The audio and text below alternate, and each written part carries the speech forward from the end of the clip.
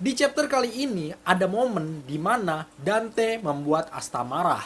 Nah, kira-kira apa sih yang bakal terjadi jika Dante membuat Asta marah?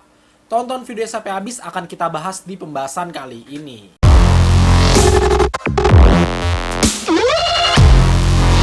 Yo, halo semua, kembali lagi bersama gue Fatur Ibnu Hamdi di channel Bang Fatur tentunya. Dan di video kali ini gue akan sedikit membahas Manga Black Clover chapter 242. By the way, gue mau ngingetin lagi nih, buat kalian belum subscribe, jangan lupa subscribe dulu ya, karena subscribe itu gratis. Dan kalau udah subscribe, jangan lupa nyalain bell notification-nya, oke? Biar gak ketinggalan video-video dari gue. Mantap. By the way guys, ini gue bikin video ini udah jam 3 subuh ya, udah jam 3 subuh. Jadi gue sorry banget kalau muka gue masih agak bengkak-bengkak dikit, soalnya gue baru banget bangun. Sumpah ini gue baru banget bangun guys. Ya sebelum ada yang komen, telat mulu lu bang, setai anjing babi ngentot gitu. Sebelum ada yang komen kayak gitu ya gue buat nih subuh-subuh videonya. Ya mau gimana guys, gue ada real life juga gitu. Fisik gue juga ada batasnya, jadi mau gimana. Ditambah lagi sebelum review tuh gue pasti nungguin versi officialnya dulu, versi resminya dulu, biar nggak ada kesalahan informasi. Dimana versi officialnya itu rilis kalau nggak Minggu ya Senin gitu, lebih lama daripada versi legalnya. Tapi nggak apa-apa lah ya. Oke, kita lanjut. Jadi seperti yang kita tahu pada chapter sebelumnya, pertarungan antara Black Bulls dan Dante sudah dimulai. Sejauh ini Dante masihlah sangat kuat guys. Bahkan serangan-serangan Black Bulls tidak ada yang mengenai Dante satupun. Dan ternyata di chapter kali ini pun kita masih berfokus pada pertarungan Dante versus Black Bulls. Seperti biasa, di sini gue udah mengumpulkan beberapa poin-poin penting dan kejadian menarik yang bisa kita bahas di pembahasan kali ini. Kalau gitu langsung yang pertama, 50% kekuatan iblis Dante. Oke, melanjutkan chapter sebelumnya yang dimana kita tahu saat itu Dante sedang menghadapi serangan kombinasi Asta dan Gauss atau disebut Mirror Meteorite. Dan seperti perkataan Gauss, di sini terungkap walaupun bayangan atau kloningan-kloningannya Asta itu terbuat dari sihir, tapi tetap saja bayangan tersebut memiliki atau mengandung anti sihir sama seperti Asta yang asli. Dalam situasi normal, seharusnya serangan yang sangat cepat dan sangat banyak tersebut seharusnya sangat sulit untuk dihindari guys. Tapi tanpa diduga, di sini Dante menggunakan 50% kekuatan iblisnya. Dan dengan 50% kekuatannya tersebut, di sini ternyata Dante bisa mendistorsi atau mengubah ruang sehingga serangan Asta pun semuanya meleset guys. Gauss pun yang melihat hal tersebut juga ikut terkejut gitu. Karena ini benar-benar gak diduga bahwa ternyata si Dante ini juga bisa mendistorsi ruang. Oh ya guys, sama seperti Jano sebelumnya, di sini kita juga pertama kalinya melihat mode iblisnya Dante. Dan di sini jugalah awal mula pertarungan antar pengguna mode iblis, yaitu antara Asta versus Dante. Tapi sayangnya di chapter kali ini kita hanya diperlihatkan demon form atau mode iblisnya si Dante aja, nggak diperlihatkan wujud iblisnya Dante itu seperti apa guys. Bisa kita lihat di sini sama seperti mode iblis pada umumnya, tanda hitam di wajah Dante pun juga ikut bertambah guys. Ini baru 50% kekuatannya loh. Bagaimana kalau dia menggunakan seluruh kekuatan iblisnya? Mungkin tanda hitam di wajahnya akan seperti ini guys. Ya, akan seperti itu. Bisa aja kan. Lanjut yang kedua, perbedaan prinsip Asta dan Dante tentang sifat alami manusia. Oke, jadi setelah berhasil menghalau serangannya Asta, Dante yang saat itu sudah menggunakan mode iblisnya tiba-tiba muncul di dekat Asta. Gak cuma muncul di dekat Asta aja, tapi di sini Dante juga menginjak bahunya Asta. Dan seketika Asta pun langsung jatuh ke tanah. Di sini terlihat Dante menahan Asta dengan kakinya sambil berkata bahwa dia ingin sedikit berbincang dengan Asta. Di sini Dante mengatakan, walaupun ada perbedaan tingkatan, tapi kita sama-sama dirasuki oleh iblis. Dan sudah seharusnya untuk kita sependapat. Lalu Asta membantah perkataan Dante dan berkata bahwa mereka tidaklah sama. Di sini Asta juga berkata, aku melihat omong kosong yang kamu lakukan kepada rakyatmu sendiri, dan kita tidak akan pernah sependapat. Dante kembali berkata, aku tidak tahu apa yang kamu katakan. Nah, dari perkataan si Dante ini cukup membingungkan guys. Apa jangan-jangan sebenarnya si Dante ini nggak sadar bahwa selama ini dia telah melakukan hal jahat kepada rakyatnya? Atau bisa juga guys, dia memang nggak peduli apapun yang terjadi kepada rakyatnya. Makanya dia berkata seolah-olah dia nggak tahu gitu. Emang jahat nih orang guys. Tapi ngomongin soal jahat, di sini Dante juga berkata, jika Asta mengatakan bahwa dirinya jahat, dia menganggap itu sebagai sebuah pujian.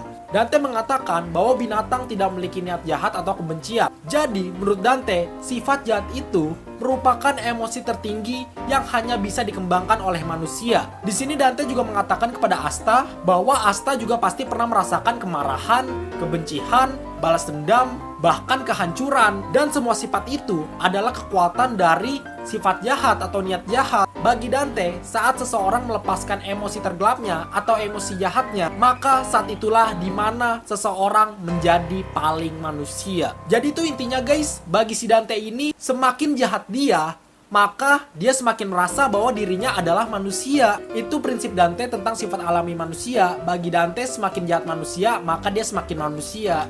Bingung gak lu? Ya bisa dikatakan itu adalah sebuah prinsip dan pemikiran yang cukup aneh ya guys. Tapi menurut gue pribadi, secara nggak langsung, pemikiran si Dante ini menggambarkan bahwa iblis yang ada di diri Dante sangatlah kuat guys. Karena sejatinya semua yang Dante katakan tadi, semua prinsip-prinsip Dante, itu sebenarnya dalam dunia kita merupakan sifat asli dari iblis. Dalam dunia kita, sifat jahat itu merupakan sifat asli dari iblis guys. Jadi, secara nggak langsung Yukita Bata ingin memberi gambaran kepada kita bahwa Dante merupakan iblis sesungguhnya karena dia begitu jahat gitu. Tapi ingat, itu menurut kesotoyan gua aja. Kalian boleh setuju, boleh enggak. Nah, tentu aja pemikiran si Dante ini dibantah oleh Asta. Berbeda dengan Dante, bagi Asta, menjadi manusia adalah memiliki hati yang kuat sehingga dapat mengontrol niat jahat dan melakukan hal yang benar. Nah, dari sini sudah jelas guys bahwa ada perbedaan prinsip antara Asta dan juga Dante. Dari sini juga jelas kenapa sebelumnya Asta mengatakan bahwa mereka tidak akan pernah sependapat karena prinsip atau pemikiran mereka tentang sifat manusia aja udah berbeda. Mendengar perkataan Asta, di sini pun Dante semakin heran dan mengatakan bahwa Asta adalah pengguna iblis yang agak aneh. Ya kalau dipikir-pikir bener juga sih guys kata si Dante. Yang namanya iblis ya, seharusnya jahat kayak Dante, nggak kayak Asta. Ya mau gimana lagi, namanya juga anime shonen dan pemeran utama, masa jahat kan nggak lucu. Lanjut yang ketiga, tekanan sihir gravitasi. Kekuatan iblis Dante mencapai 60%. Oke, selanjutnya Vanessa mencoba untuk menyelamatkan Asta dengan menggunakan kekuatan kucing Rhodes. Melihat hal tersebut dengan tatapan mengintimidasi, di sini Dante berkata kepada Vanessa, "Menyedihkan, kamu adalah wanitaku. Itu berarti kamu tidak dapat menggunakan kekuatan itu untuk orang lain selain denganku." Buset, nih om udah semakin jadi guys, udah semakin ngaku-ngaku dia. Ngaku-ngaku kalau Vanessa adalah wanitanya gitu. Bener-bener dah. Vanessa pun yang melihat Dante seperti itu juga agak sedikit ketakutan guys. Gak lama setelah itu, Dante meningkatkan kekuatan iblisnya ke tingkat 60%. Dan energi sihir yang sangat besar tersebut memaksa Vanessa untuk mengeluarkan semua sihirnya. Dan seketika dia kehabisan sihir guys. Sehingga kucing Rhodes pun menghilang. Sementara itu, Henry juga sudah tidak punya cukup banyak mana untuk mempertahankan bentuk markas. Di panel selanjutnya pun terlihat gambaran dari markas Black Bulls yang bentuknya udah mulai gak karuan guys. Gak cuma itu aja, dengan kekuatan sihir gravitasinya, di sini Dante menekan squad Black Bulls dari segala sisi. Sehingga mereka semua pun gak bisa bergerak. Ya, Black Bulls benar-benar dalam keadaan terpojok kali ini guys. Kalian bayangkan aja ya, kalian bayangkan Dante dalam wujud normal aja, dalam basic form aja, nggak bisa diserang sama sekali. Apalagi dengan kekuatan 60% gitu. Jadi sudah sangat wajar kalau Black Bulls akan sangat kesusahan di sini guys. Lanjut yang keempat, Gauss tertusuk. Oke, di panel selanjutnya terlihat Dante mengangkat sebuah batu besar dan dengan sihir gravitasinya yang bernama Evil God Pressure Craft, di sini Dante menciptakan sebuah pedang besar dari batu besar tersebut. Ya, jadi di sini juga terungkap sihir gravitasinya Dante nggak cuma bisa menekan atau mengangkat sebuah benda aja guys, tapi dia juga dapat menciptakan sebuah kerajinan seperti pedang besar ini contohnya. Di sini Dante mengatakan bahwa dia tidak ada pilihan lain selain membangunkan perasaan sejati Asta. Dan tanpa diduga, di sini Dante langsung mengarahkan pedang besar tersebut ke arah Gauss. Sehingga Gauss pun tertusuk di sini guys. Momen tersebut tentunya mengejutkan semua squad Black Bulls yang ada di sana. Dan kalau kita lihat dari besarnya pedang tersebut, sudah sangat wajar kalau Gauss akan mendapatkan luka yang cukup parah. Ditambah lagi, bagian diserang adalah bagian badan. Jadi ada kemungkinan organ-organ tubuhnya Gauss pun juga ikut terkena guys.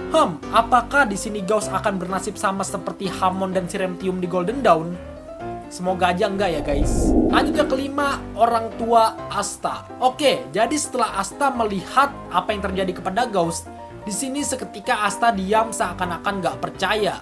Dan menariknya, pada panel selanjutnya kita diberikan gambaran flashback seseorang yang terluka sambil berkata "My dear son" atau anakku tersayang. Nah, gambaran flashback ini tentunya memberikan banyak pertanyaan kepada fans Black Clover guys. Karena menyebut kata anakku, jadi kemungkinan besar orang yang berada di flashback tersebut adalah orang tuanya Asta guys. Tapi masih belum jelas nih, ini gambar dari ibunya atau ayahnya. Karena yang diperlihatkan cuma setengah bagian wajah dan badannya aja gitu. Ya, adegan ini juga memberi tanda bahwa Yuki Tabata sudah mulai perlahan-lahan membuka asal-usul Asta. Karena terlihat sedang terluka, sudah dipastikan pada saat itu orang tua Asta sedang berada dalam sebuah konflik guys.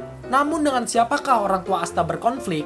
Oke, sebelumnya kita tahu bahwa Dark Triad alias Jokratis bersaudara adalah orang-orang yang dulunya melakukan sebuah perjanjian atau ritual sehingga mereka mendapatkan kekuatan iblis. Ada sebuah teori mengatakan bahwa sebenarnya Jokratis bersaudara atau keluarga Jokratis ini tidak hanya mereka bertiga, tidak hanya Dante, Vanikan, dan Geno, tidak hanya mereka bertiga guys, tapi juga ada yang lain. Dalam artian yang lain tersebut adalah orang tuanya Asta. Ya, jadi ada teori bahwa sebenarnya orang tua Asta ini juga merupakan keluarga Jokratis dan dia juga mendapatkan kekuatan iblis sama seperti keluarga Jokratis lainnya. Tapi sayangnya orang tua Asta ini berbeda paham atau tidak setuju dengan Dark Triad untuk mengkudeta kerajaan Spade, untuk mengkudeta keluarga Green Burial, sehingga orang tua Asta pun harus melawan Dark Triad. Karena mengalami kekalahan sama seperti keluarga Green Burial, maka Asta yang saat itu masih bayi, mau nggak mau harus dibawa kabur ke kerajaan Clover, sama seperti Yuno. Jadi, alasan Asta memiliki kekuatan iblis adalah karena perjanjian atau ritual yang dulunya dilakukan oleh orang tuanya, yang dimana orang tuanya kemungkinan besar adalah keluarga Jokratis. Jadi tuh ibaratnya si Asta ini memiliki hubungan dengan Dark Triad. Dia memiliki darah keluarga Jokratis guys. Tapi ingat, ini masihlah sebuah teori. Masihlah sebuah teori guys. Bisa benar, bisa enggak. Kalau kalian sendiri gimana nih? Kalian setuju gak sama teori gua? Atau kalian punya teori atau pendapat sendiri? Kalau kalian punya, jangan lupa tuliskan di komen. Oke. Dan yang keenam, wujud baru iblis Asta. Oke, jadi sebelumnya kita tahu bahwa Dante menyerang Gauss untuk membangunkan perasaan sejati Asta. Dan benar aja guys, nggak lama setelah momen Gauss tertusuk, di sini terlihat Asta kembali menyerang Dante dengan pedang Demon Slayer-nya. Dan lagi-lagi Dante dapat menghindarinya guys. Tapi ada yang menarik di sini. Saat Asta menyerang Dante, di sini terlihat pedang Demon Slayer Asta lebih panjang dari biasanya. Padahal saat itu pedang Demon Slayer-nya Asta tidak dalam mode Black Divider guys. Gak cuma itu aja, bahkan tangan Asta yang saat itu memegang pedang pun terlihat nggak biasa. Di sini terlihat tangannya sudah dipenuhi oleh energi anti sihir dan terlihat benar-benar seperti tangan iblis. Dan benar aja guys, pada akhir chapter, pada panel akhir, kita diperlihatkan wujud baru dari mode iblisnya Asta. Yang itu artinya Asta sudah mengupgrade kekuatannya di sini. Bisa kita lihat guys, cukup banyak perubahan yang mencolok dibandingkan dengan mode iblis Asta yang sebelumnya. Contoh seperti munculnya tanduk ketiga, muncul sayap kiri walaupun masih kecil, dan juga munculnya ekor. Ekornya ini ekor iblis guys. Gak cuma itu aja guys, bisa kita lihat hampir semua bagian tubuh kanan Asta sudah terlihat seperti iblis yang sebenarnya. Bahkan energi anti sihir atau tanda hitam di wajah Asta pun juga ikut bertambah. Ini berarti semakin banyak Asta menggunakan kekuatan iblisnya, maka tubuhnya akan semakin terlihat seperti iblis yang sebenarnya guys. Melihat perubahan wujud Asta, di sini pun Dante merasa senang gitu. Karena menurut Dante, sekarang Asta lebih terlihat seperti manusia. Dan sudah pasti saat ini si Asta dalam keadaan yang sangat marah guys. Tapi yang jadi pertanyaan, apakah Asta berhasil mempertahankan kesadarannya? Atau malah dia lepas kendali? Jadi yang selanjutnya terjadi sebenarnya gak cuma pertarungan antara Asta versus Dante, tapi juga pertarungan antara Asta versus iblis yang ada di dalam dirinya. Melihat tingkat kekuatan dan emosi yang keluar sangat besar, kemungkinan Asta untuk lepas kendali itu sangat tinggi guys. Jadi menurut kalian gimana? Kalian punya prediksi gak apa yang selanjutnya bakal terjadi? Apakah Asta bisa mempertahankan kesadarannya atau malah dia lepas kendali? Coba kalian punya opini, teori ataupun prediksi, jangan lupa tuliskan di komen ya. Kita diskusi bareng-bareng. Oke, mantap. Tapi tentunya guys, selanjutnya kita pasti akan melihat pertarungan epik antar iblis. Ya itu aja sedikit video pembahasan gue tentang manga Black Clover chapter 242. Terima kasih telah menonton video ini. Jika gue ada salah kata, gue mohon maaf, dan sekiranya ada yang kurang, bisa kalian komen sendiri di kolom komentar. Oke? Dukung terus channel Bang Fatur dengan cara di subscribe, karena dengan subscribe itu artinya kalian sudah berpartisipasi dalam mengembangkan channel ini. Dan gua pun juga makin semangat bikin video ke depannya. Kalau udah subscribe jangan lupa nyalain bell notification-nya, oke? Jangan lupa untuk like and share juga. Terus gak ketinggalan buat follow IG gua di @fatur198 tentunya. Pokoknya stay tune terus, tunggu video-video selanjutnya dan terima kasih.